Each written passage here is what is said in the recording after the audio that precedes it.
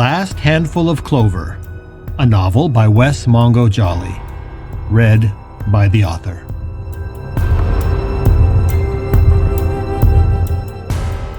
Book 3, The Stone in the Stream.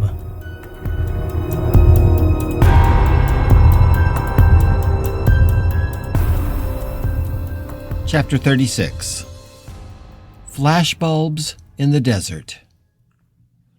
June 16th, 2:15 p.m. To Howard's surprise, Richard's plan was working, at least as far as it went. As he stood in the middle of J Street, with his hand clasped in what felt to his fingers like open air, but to his eyes looked like the wrist of Justin Kimball, he still felt an odd distance from it all, as if he had been called out of a deep sleep and could not quite come fully awake. Richard knelt beside the boy, who was writhing and spitting and cursing, but unable to escape. Howard could sense Richard's frustration and his anguish at this confrontation with the boy he had so grievously betrayed all those years ago. He could sense it, but the little drama still seemed distant and so devoid of meaning. After what he had experienced since Richard used the fourth gift, everything in the world of the living now seemed surreal, flat, and strange. Now was not the time to tell Richard what had happened to him in the few minutes that he had given himself so willingly and so completely. And Howard suspected he would probably never share it, even if he could find the words. After all, it wasn't Richard that had wrought the change in him. Richard had been the catalyst for sure, but he had learned something unexpected about himself in the relinquishing of his physical body, in the decoupling of his soul from the flesh in which it resided. Howard had experienced some kind of awakening.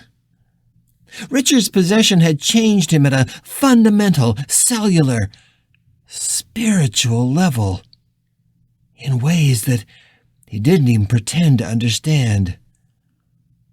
But it was so profound, it had altered his universe. It was like I was a man walking alone in the desert, he thought, walking alone through a vast and empty expanse in a blackness so complete that it was impossible to conceive of anything beyond my own face, beyond my own fingers. And then 1 billion flashbulbs went off all at once. Suddenly, the desert in all its glory was illuminated for hundreds of miles in every direction, and my mind, that could not even conceive of something 2 inches away, was forced to confront a world more vast, more awe-inspiring, and more beautiful than I could ever imagine. But then, those flashbulbs had winked out. Richard had called him back from the face of God, and he was plunged into darkness once again. And now, here he was, Howard Gunderson, the young man who had killed someone he had never met, the young man who had learned why he had done something so heinous, only to kill again. The man who had found his strength and vowed never to allow his will to be supplanted by another ever again. And yet, he was also the man who had found peace in that same submission. The man who knew he would never know lasting peace until he was once again in that deep well where he had found his soul lurking. Howard watched Richard and Justin struggling toward their own kind of peace, their own kind of resolution. He heard their words, but so much more was passing between them. Richard kept trying to reach out and touch, to comfort Justin. But the two didn't share the third gift. Justin tried to strike out and hurt Richard. Both of them pawed ineffectually at each other with their very different motives. But their hands and fists passed through each other without the least resistance. Richard's face was streaked with tears, and he was clearly at a loss for what he could do. Nothing he said was easing Justin's anguish or his own. And for his part, Justin was alternating between rage and despair, and nothing Richard did or said could bring him out of it. There is no ability for these two to touch, Howard thought. Not without my help. They had reached a stalemate, and without Howard's intervention, Richard would never get what he needed. Neither of them would.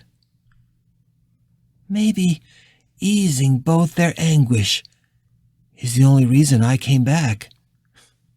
Maybe it's why I'm standing here like an idiot and gripping Justin's wrist like a handful of empty air. The two ghosts finally collapsed in mutual tears, a foot apart on the pavement, their inability to make a connection hanging in the air between them like a bitter smoke. Howard was acting, even before he had fully or consciously decided what he was going to do. He knelt before the two ghosts and released Justin's wrist. "No, Howard, don't!" Richard screamed in surprise. But he was moving quickly, and the two ghosts at his feet just stared at him as he bent down. They both were silent and looked at Howard's face as if they were looking into the eyes of some religious icon or some benevolent angel. Howard gently placed his right hand on the back of Justin's head, and although he could not feel it, he knew the boy was already leaning his head back into his cupped hand. He reached out his left hand and did the same with Richard, cradling the back of his head. Both ghosts were silent, and their bodies were slack, as Howard pulled their heads forward and toward him. He felt as if his hands were holding empty air, but his eyes told him that both ghosts were there, eyes locked on him in wonder as he drew them closer. They moved, helpless to resist the pressure he was applying. Howard saw a dawning realization on Richard's face as the man realized what was happening. The look he gave Howard was half gratitude and half wonder. But there was no resistance. Justin's face looked hungry and pained, but he also gave no resistance, as Howard drew both of their foreheads against his own. For just a moment, the three were one, the living man and the two ghosts, leaning together in the center of the street, their foreheads touching like a triad of reunited lovers. And then Howard began to press, ever so slightly, just a fraction of an inch at a time. He cleared his mind. He opened the pathway of blue and silver for Richard. He opened the pathway all red and raw for Justin. And in an instant, both of the ghosts were inside him again. Some distant part of his mind fought a rush of panic, a primal need to keep control. But then, with a sigh, he allowed his will to slip away once again, and he felt himself falling.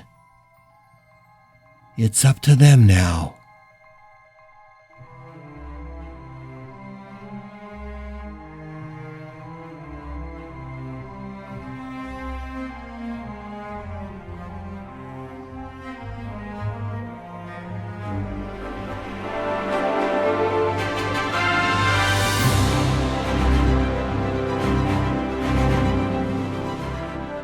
You're listening to The Last Handful of Clover, a novel by Wess Mongo Jolley. If you're enjoying this audiobook, please consider supporting the author on Patreon. That's patreon.com/Wess Mongo Jolley. And for more information, check out the author's website at wessmongojolley.com. That's WESSMONGOJOLLEY.com. Thanks for listening and stay tuned for more episodes.